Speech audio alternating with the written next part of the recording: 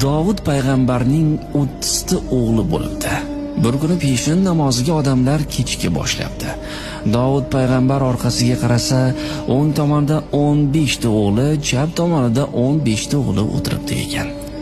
Shunda sal maqtanchoqlikka bo'y oldirib, o'zimiz ham bir jamoa ekanmiz-ku, elni kutmasdan namozimizni boshlayveramiz. Xudo xohlasa 30 o'g'lim bor. Haq dinni butun elga o'zim yetkazaman degan o'y kelib, namozni boshlab ketibdi. Xudoga Davud payg'ambarning bu ishi yoqmadi. Davud payg'ambar namoz vaqtida assalomu alaykum va rahmatulloh deb o'ng tomonga salom berganda 15 ta o'g'li jon topshirdi.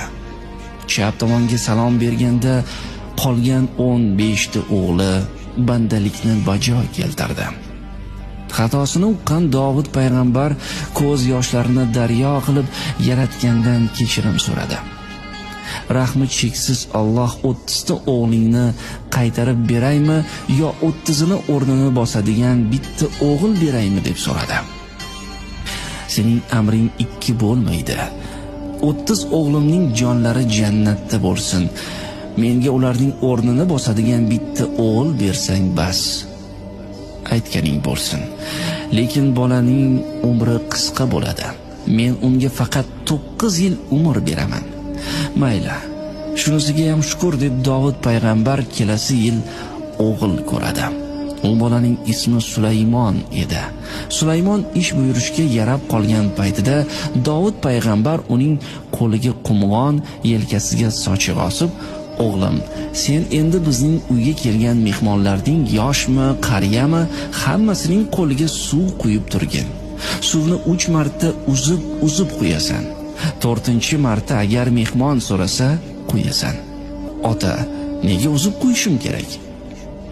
Sababi o'likni yuvishganda suvni uzmay quyadi. Sen axir suvni tirik odamlarga quyasan-da, o'g'lim. Ikkisini farqi bor deydi.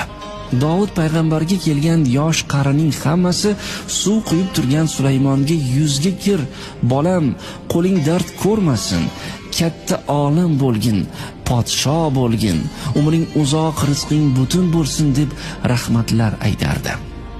Bir kuni Sulaymon 9 yoshga to'ldi. U paytda bolasi 9 ga to'lgach, uni bir qizga unashtirib qo'yish lozim edi. Lekin Allohning bolaga faqat 9 yil umr beraman degani Davudning esida edi. Bir kuni Davud payg'ambar saharda Allohni zikr qilib o'tirib, Sulaymonning yoshi 9 dan oshdi. U endi jon taslim